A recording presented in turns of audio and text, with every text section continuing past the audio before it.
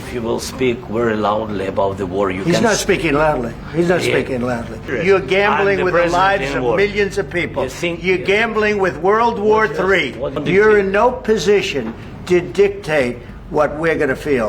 Can I Wait a answer? minute. No. You've done a lot of talking. Your country is in big trouble. I know. You're not winning. You're not winning this. You have a damn good chance of coming out okay because of us. White হাউসের oval অফিসে Donald Trump এবং Volodymyr জেলেনস্কির বৈঠক শুরু হয়েছিল চিরপরিচিত সৌহার্দ্যপূর্ণভাবে। দুজনের দেহভঙ্গিতেও ছিল আন্তরিকতার ভাব। স্থানীয় সময় শুক্রবারের এই বৈঠকে দুই প্রেসিডেন্ট শুরুতে হাত মেলান, কিন্তু সময়ের সঙ্গে সঙ্গে তাদের মধ্যে উত্তপ্ত বাক্য বিনিময় হয়, যা পরে রূপ নেয় অনেকটা সংঘাতে। We gave you through this stupid president $350 billion. We gave you military equipment. বৈঠকের এক পর্যায়ে বেশ চিৎকার চেঁচামেচি করেন ট্রাম্প, আর হোয়াইট হাউস থেকে বেরিয়ে যেতে বলা হয় জেলেনস্কিকে, এবং সেটা মধ্যাহ্নভোজের আগেই।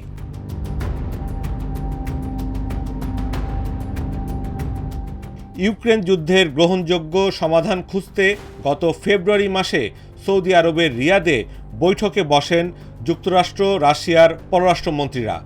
বৈঠকের পর বিরল খনিজ সম্পর্কিত যুক্তরাষ্ট্র ইউক্রেনের মধ্যে চুক্তির বিষয়টিও চলে আসে। এসব কিছু মিলিয়েই ছিল ট্রাম্প জেলেনস্কির হোয়াইট হাউস বৈঠক। বৈঠকে আরও ছিলেন মার্কিন vice president JD veins. Now President Trump will stop him, but during 2014 nobody stopped him. He just occupied and took. He killed people. You know what the contact 2015. 2014. 2014 and 2014. Yeah. So I was not here. Yeah, but that's exactly right. Yes, but during কিন্তু বৈঠকে রাশিয়ার president Vladimir পুতিনের প্রতি ট্রাম্পের নরম দৃষ্টিভঙ্গি নিয়ে তাকে প্রকাশ্যেই চ্যালেঞ্জ করেন জেলেনস্কি। ইউক্রেন প্রেসিডেন্ট বলেন, পুতিনের সঙ্গে আপোষ একেবারেই অনুচিত। এরপর গর্জে ওঠেন ট্রাম্প, জেলেনস্কিকে রীতিমতো ধুয়ে দিতে থাকেন। ট্রাম্প বলেন, পুতিন একটি চুক্তি করতে চান, রাশিয়ার সঙ্গে শান্তি চুক্তি করতে চাইলে কিছু ছাড় দিতে হবে ইউক্রেনকে। জেলেনস্কি তৃতীয় বিশ্বযুদ্ধ নিয়ে জুয়া খেলছেন। এক পর্যায়ে ক্ষুব্ধ ট্রাম্প জেলেনস্কিকে বলেন, একটি চুক্তি করুন, নইলে আমরা বেরিয়ে যাই। You've allowed yourself to be in a very bad position, and he happens to be right about it. From the very beginning of the war, you're not in a good position. পরে নাম প্রকাশে অনিচ্ছুক এক মার্কিন কর্মকর্তা বলেন, জেলেনস্কিকে বৈঠক ছেড়ে চলে যেতে বলা হয়।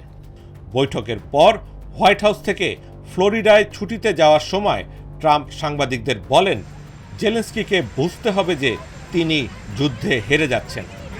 We had a meeting today, as you know, with President Zelensky, and I would say it didn't work out exactly great from his standpoint. I think he very much overplayed his hand. They should have an immediate ceasefire. That was the other thing. He didn't want to do about ceasefire. A ceasefire could take place immediately. এদিকে Fox নিউজকে দেয়া সাক্ষাৎকারে ট্রাম্পের সঙ্গে বাকবিতণ্ডায় জড়ানোর ঘটনায় ক্ষমা চাইবেন না বলে জানান Zelensky. President, a thought that you owe the president an apology.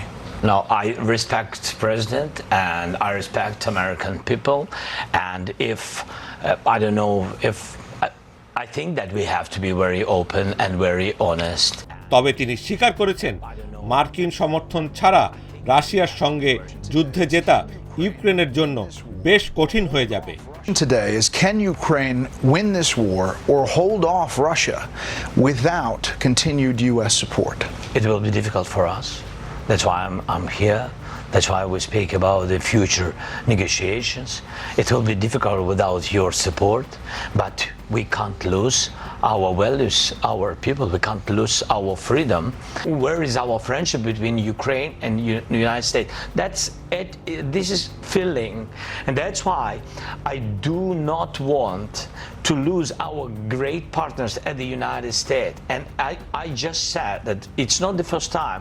I said it by phone, and we had some other conversations, and we had in Munich meetings, and I said, please, be correct. Just I want to be very polite.